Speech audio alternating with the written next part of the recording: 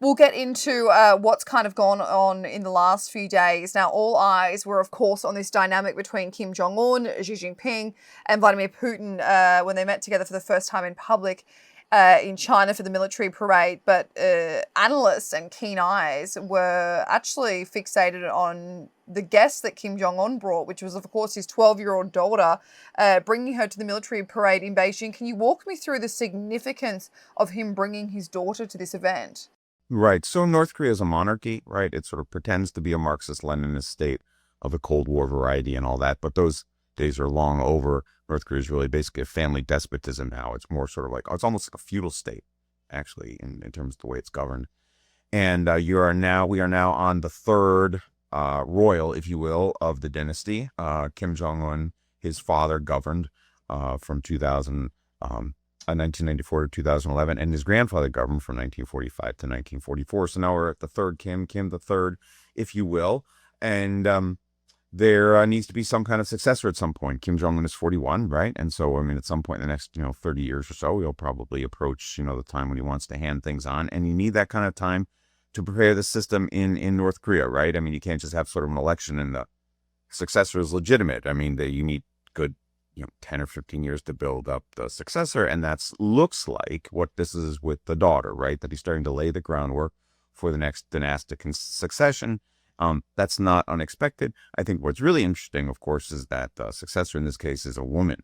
The female dictators are very rare in modern authoritarian states. North Korea is not great, as you might imagine, on gender and gender equality and stuff like that. North Korea is basically a very male-dominated, patriarchal, traditional society when it comes to cultural mores. And I think that might be one of the reasons why Kim is starting now with the daughter when she's only 12. Because if this is intentional, if this is the intent, it's going to take a while to build her up and convince elites to accept her. So it's a 20-year process would be my guess. Wow. Well, that was going to be my next question, Bob, is that whether North Koreans would accept a female leader and whether it was normal to be grooming and priming her for leadership at just 12 years old. Right. So that's the big question out there. If it is, in fact, intended to be the daughter, right, will North Korean elites accept a female? To be honest, I don't know. My own sense is at the moment, no. But then again, he's got 20 years. Kim Jong Un is 41. I guess he's in reasonable health. I mean, he's severely overweight and he's a heavy smoker, right? So, I don't know if he'll be alive in 30 years or something, but he's probably got at least another 20 years ahead of him, which means he has time to groom the daughter. He has time to sort of groom elites and sort of filter out those who will support her and those who will not, and purge those who will not. But again, I'm hard-pressed to think of a modern authoritarian female leader who was in there for a really long time. The one example that comes to mind briefly, I suppose, is Indira Gandhi, who for a short time seemed to be kind of pulling India towards an authoritarian state but she, of course, was assassinated.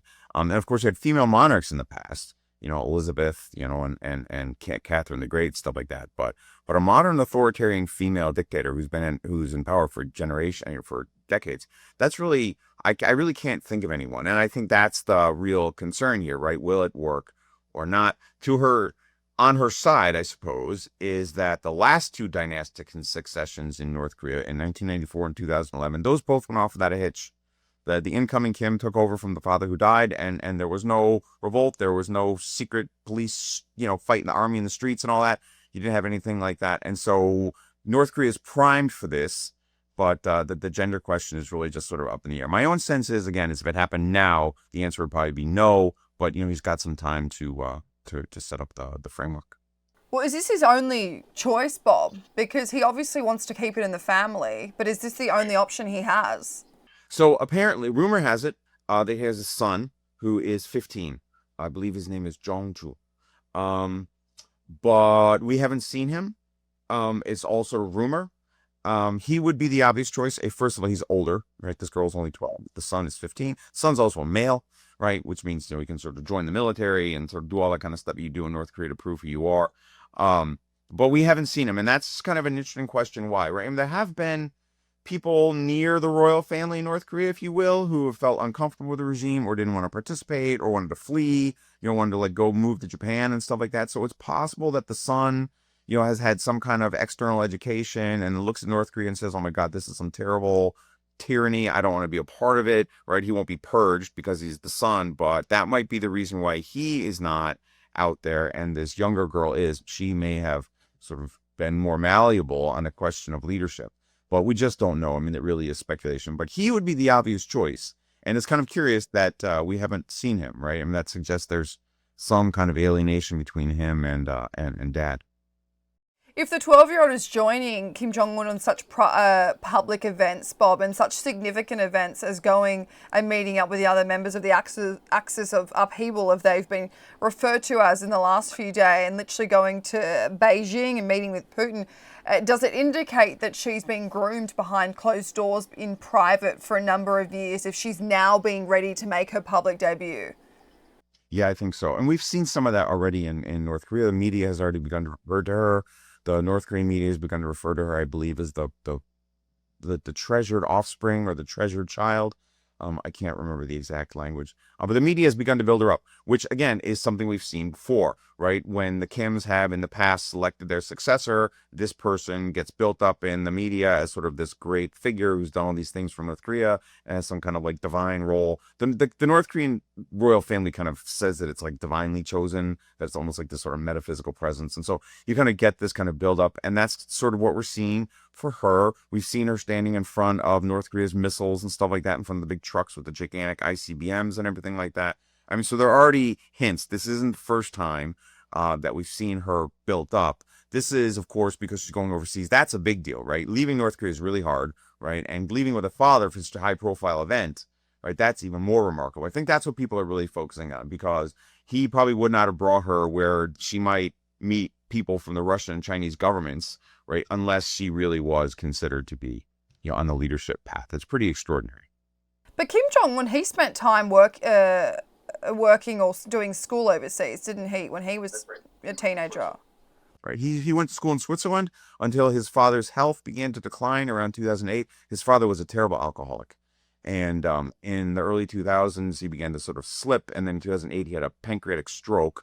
And so they brought the son back, Kim Jong Un, and they really built him up quickly because his father only died 3 years later. And so my guess is that Kim Jong Un is thinking, I got rushed through the succession process because my daughter is coming up. It's a woman, not a man. It's going to be trickier. Let's start early. So here you go.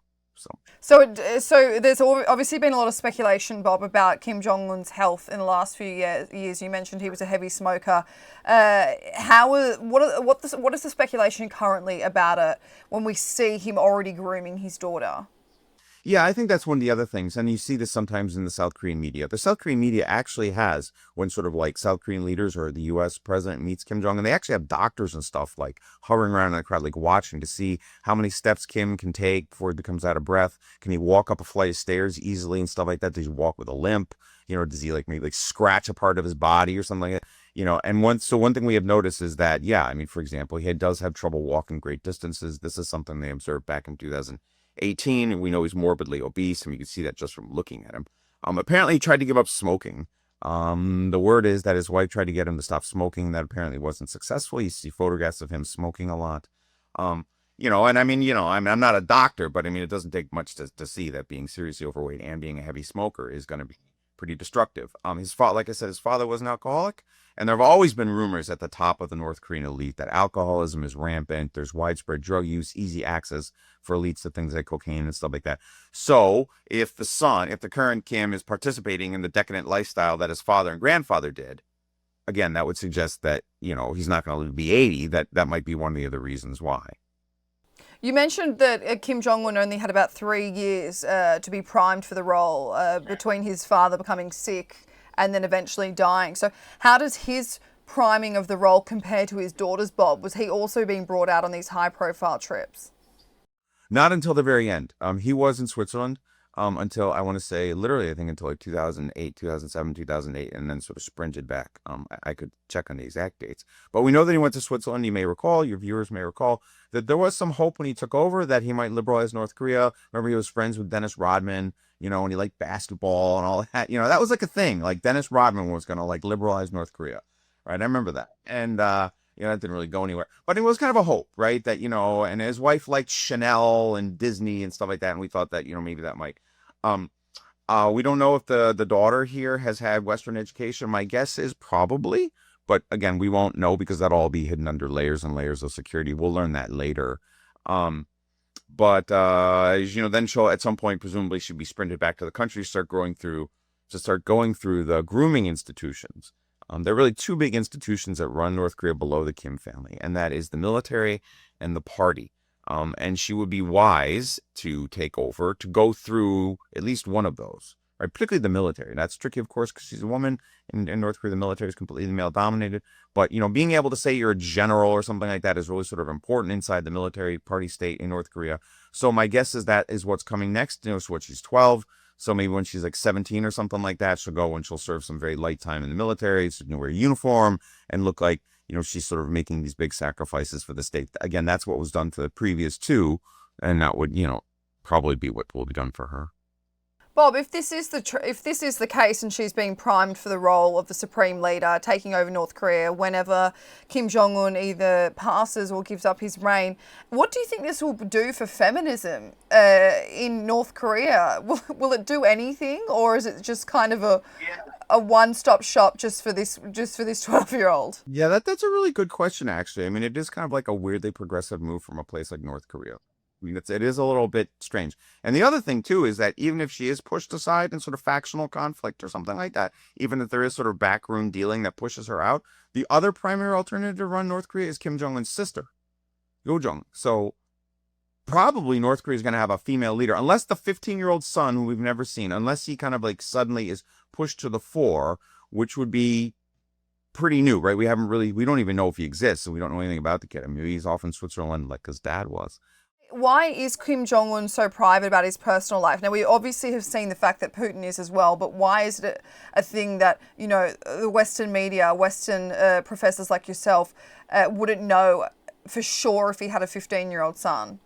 I think what they're primarily concerned about is that some of the family may be able to travel overseas incognito, and so we don't know who they are, and so we can't like go and talk to them or kidnap them or something like that. When Kim Jong Un was in school in Switzerland, he had like a false name and everything like that, and like the school that he went to had to sign like an NDA or something like that they couldn't talk about where he was from. I mean, I think all of it was designed for state security because the North Koreans, particularly at the top, are so paranoid about like a coup or something like that.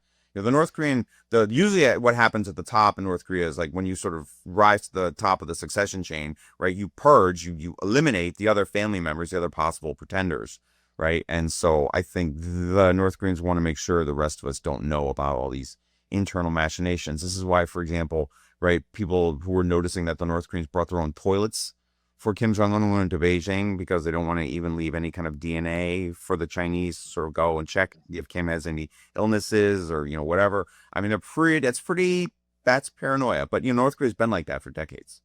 Well, let's get into that, Bob, because I didn't know about that toilet report. But what we did see is aides of Kim Jong Un quite literally wiping down the seat or anything that he touched after his meeting with Vladimir Putin.